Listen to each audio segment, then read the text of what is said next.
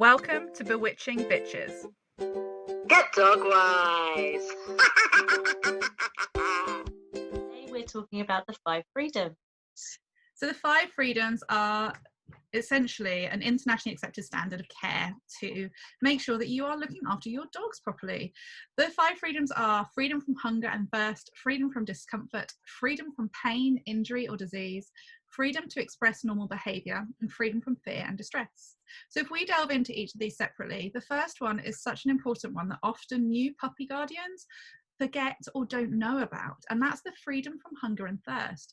Many people are told to take water away overnight to puppies, so they're not able to drink whenever they feel like it. But this is something we hear a lot, isn't it, Ricky? Yeah, and I think it's really tough for new puppy owners because they get so much advice from so many different places, and with Google it's an absolute minefield to know whose advice you're reading.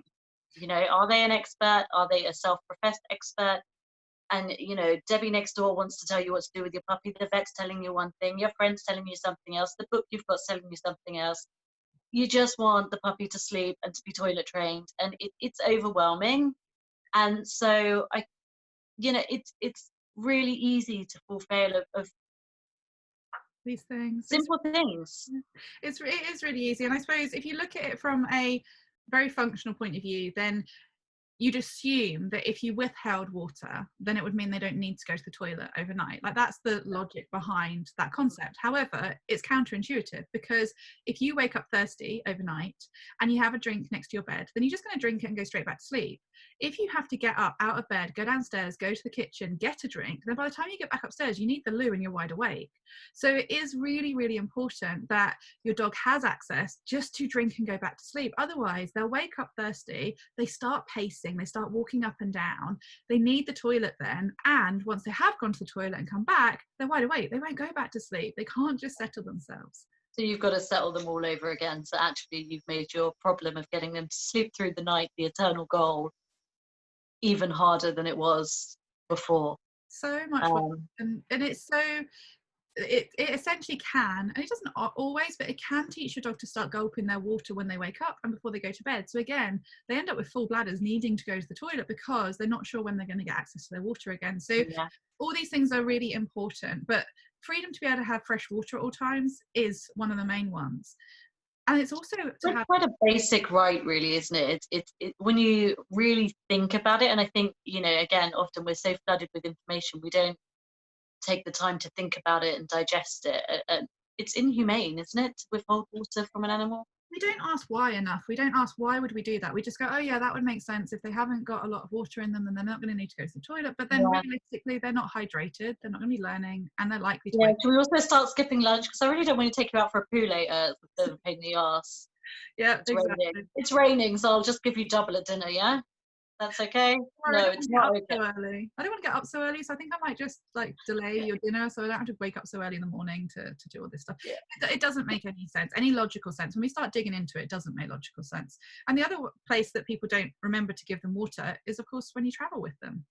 Yep, definitely. It's so rare that I see people actually having a water bowl in their crate or in the boot, whichever way they're transporting their dogs, which is a topic that I know we're going to cover in another podcast. But people don't often have water available in the car. And as a dog walker, what I see with a lot of dogs, like, we'll finish the walk. If it's a warm day, I'll always have water with me while we're walking as well. But when we get back to the vehicle, I'll get the bowls out, offer them all water. Not every dog will drink it at that moment by the car. Some will prefer to eat. I can hear them as soon as we set off and they're safely enclosed in their crate. I can hear them start drinking, but they didn't want to drink outside of the car. No, and I think frequently if people are travelling with their dogs for more than half an hour or so, it's really important they do have a bowl of water accessible to them whilst travelling. So for me, the road refreshers are really great for that. And so they are non-spill bowls, they can stick to the flooring anyway, so they don't just slide around everywhere. But if they did get tipped over, they're not going to spill it everywhere. So it's a really nice one to have, so you can have access to water at all times in the car as well. But the next one is freedom from discomfort. So it's providing an appropriate environment, including shelter and comfortable resting areas. So we do want to look at whether or not they've got freedom away from noises or levels of access to natural light. Like Poppy. What's Poppy saying to us right now? Poppy wants attention. Is that covered in the 5 freedoms? Let's see which freedom Poppy is Freedom to expressing. express normal behaviour. Yep. She loves to have a bark. And she's distressed because she doesn't have my attention. So this is interesting, right? Because the freedoms are open to interpretation to a degree. So she's annoyed or distressed because she wants me to play with her and give her attention. Am I breaching the 5 acts? It is particularly challenging when we look at these things, particularly when we're looking at the way that we respond to them. And so part of the things that happen often when dogs are barking for attention and they're requesting it is that people tend to go for quite inhumane, like you said before, practices to get them to stop. So there's a lot of people that have been told to use sound aversion and they don't realize it's sound aversion. So things like the shaky cans or the discs that you can throw on the floor, or even the spray. There's a spray which is branded, so we won't mention the brand, but there is a spray that you can, it sounds like an aerosol can essentially going off. All those things are based on adding something that's really quite startling to your dog. Yeah. Well, you've got the collars that spray citrus in their face. I mean, and they're so, you know, I mean, I can't tell you how many times I've Googled how to stop my dog barking. But all of them will be adding fear and distress in there. So the 5th freedom is freedom from fear and distress. And often that is overlooked because it's a frustrating behavior to us. So we just respond instantly. And whether we do it with noise, whether we do it with water sprays. Water? I was just about to say, how many people spray water at their dog? So to get them to stop, to add something in. And so again, if you're thinking about what sort of area you're working in with your dogs, adding something to decrease the likelihood of behavior, it is positive punishment. And whilst that's a very emotive word, punishment, it is just really simple. And in the scientific terms, if you add something to decrease the likelihood, then that is positive punishment. But instead, if you can reframe that picture and focus on the times that your dogs are doing stuff you really want them to do, then you could add in your attention then, because then that would be positive punishment. We're adding in something to increase the likelihood of that quiet behaviour. It sounds like Poppy's likely to be wanting a lot more positive encouragement when she's quiet today, rather than at night. Now settled down on a fleecy blanket next to me on the bed, so she's settling for that attention. Beautiful, really good. So the other freedom is freedom from pain, injury or disease. And this is a difficult one because it does include, and it is specifically mentioned in the Animal Humane Society, that vaccinating animals, monitoring animals' physical health and treating any injuries and providing appropriate medications is part of that. And quite regularly it's difficult to diagnose things like pain. So we often see that they get a bit busier. They're not always lame. And this is something that really seems to dupe people, is that they don't tend to notice that their dog is in pain because they're not limping. I think so many people don't know that their dogs are in pain. And, you know, I've had clients over the years where I've seen a sudden change in behavior and I've said, I think your dog's in pain. And they've taken their dog to the vet. And the vet said, they've examined them and come back and said, no, they're fine. Only a year or 2 later to find out, yeah, actually, they've got X, Y, or Z going on. And I just, pain is such a difficult thing. And it's one of the things that's made me really passionate about advocating for your dog, because quite often you have to be confident and comfortable to keep going back and keep asserting yourself and say, why there is something wrong, that I know she's in pain. You know, Poppy's got issues with her joints, pain, and how many times I've said, but there's heat in her back here and there's this here and she's really tense, but they examine her and she's so tense in that moment because of the environment that she's in. And she doesn't scream in pain and she doesn't flinch. No, she's fine. So that's when we want to keep asking why. And it's nothing against vets. Vets are, many of them have specialisms, and vets are generally general practitioners. But in that moment when your dog has gone into the vets, if they are more dosed up with adrenaline and endorphins and everything else to essentially sustain life, they want to protect themselves, they're not going to show pain as much. Now some do, obviously, but not all do. And if you've got a dog that you can recognize that at home they're a little bit more sensitive to touch, or a little bit busier with their body movements, or they do have heat like you say, then the only thing we can keep saying to our vets is why would there be heat there? Why would my dog flinch when I touch them at home but they're not flinching now? Why are they showing that they're stiff? Why are we seeing all these different things go on? I'm sorry, my camera's shaking because Poppy's now itching now. There's something about not working with kids and animals, right? It is, but mainly the things with Poppy and the things with any of our dogs is asking why. And that's what we brought this together for, is to keep asking why, is to keep saying, if something doesn't make sense, then ask why. And it's the same to your dog walker, it's the same to your trainer, it's the same to your behaviors, it's the same to the vet and the groomer. If you're not really sure as to why you're being recommended to do these different things, or why these certain things might help, ask why until you get to the moment that you understand that, because that's the only way that we can really make sure that we're helping them be free from pain, injury and disease. But it also leads into the fourth freedom, which is to express normal behavior. And whilst we joke about this with Poppy having a scratch or barking or anything else, it is providing sufficient space and proper facilities and the company of the animal's own kind, or what they're bred to be with. Well, dogs are social beings. That doesn't necessarily mean they have to be around other dogs, but it does mean that they need to have sufficient time with you, their owners. And so that it's really, really important that we look at, well, hold on, how much time do we spend with our dogs? Yep.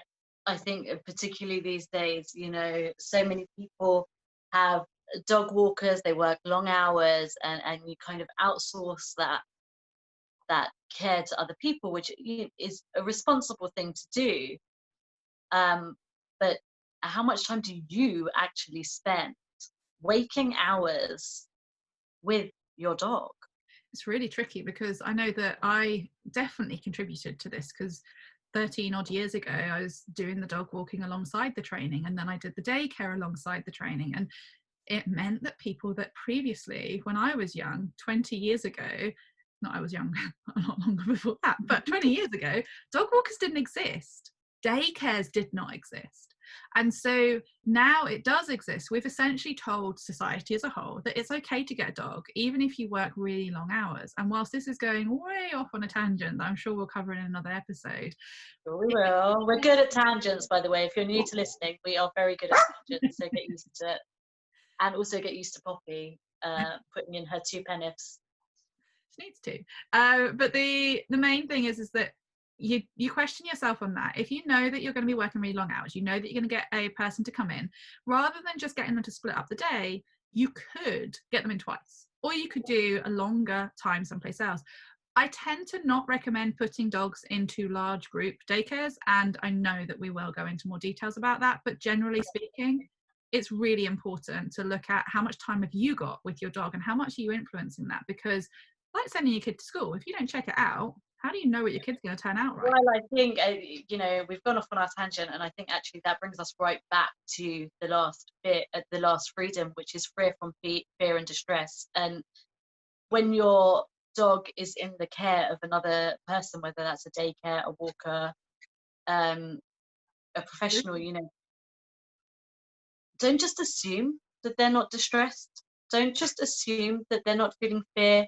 You need to understand exactly how that person operates and what's involved in your dog's day to know whether it would be likely to cause some fear or distress. And the thing is that psychological stress can quickly turn into physical stress too, and illness. And so if your dog is having frequent bouts of stomach upsets, well, think about yourself. If you're constantly stressed out, how often do you get a really sore stomach as well? And lots of the time people say, oh, this dog isn't food motivated. I hear this a lot from owners that come to me with their dogs, and they say, oh no, when they're out with my dog walker or they're out with at the daycare, they always say they're not food motivated. Well, food motivation isn't taught. food is a primary resource, so they're gonna eat food. If your dog eats breakfast, lunch and dinner, or breakfast and dinner, then ultimately they are food motivated. So if your dog's not eating in the company of certain things, whether they're other dogs or people, we do want to consider, is that because they're actually fearful and distressed? And it's really, really common sign that they're just either way overexcited, which is not going to be a good state to learn in, or they are really suffering. So Well, hey, look, that's useful. What are some signs that your dog is stressed? Because I think, you know, we both know that some of them are very subtle and people don't recognize them necessarily. I certainly didn't until I did your dog body language course. So the main signs that we want to be looking for when they really are into the sort of moments of stress is excessive panting. So it's not a hot day, they're just panting, which is so strange and out of context. The rest of their body is very, very stiff too whilst they're doing those things. Showing the whites of their eyes. So the rest of their body again is really still, but the only part of their body they're comfortable to move is their eyes. So trying to avoid eye contact is a really obvious sign that they're quite stressed. The other sign that we're looking at is that they are off their food. They don't want to eat when normally they would eat, and they have to eat to survive. So there's lots and lots of different signs. There's lots of body language that we could talk about too. But mainly I'd be looking at if your dog is different in the company of others that are providing care for them, there's a reason behind it. And could you look into it further? So then you know that you're covering at least the 5 freedoms right now. And then you can always delve into other aspects of their life as well. They do need to be able to have sufficient enrichment and safe hiding places. So sometimes this isn't provided in group care environments. It can be, but it's just not all the time. So double check that. Do you know how your dogs are being transported? Do you know what their sufficient spaces are in those spaces? So whether that is a crate in the car, whether that's a crate in the field, or whatever it is. But also, even when you go to a groomer's or something, double check how they're going to be kept afterwards, because some will put them in crates and your dog might not be comfortable in a crate because they haven't been crate trained, but others might just tie them up and tether them next to another dog. Is that something that you want your dog to have happen to them? So all these things are something to have a look at. There are only 5 freedoms and we have managed to talk through all of them right now, but do look at them. And we'll say goodbye from me for now. And I think that might be a goodbye from Poppy. Definitely a goodbye from Poppy and a goodbye from me too.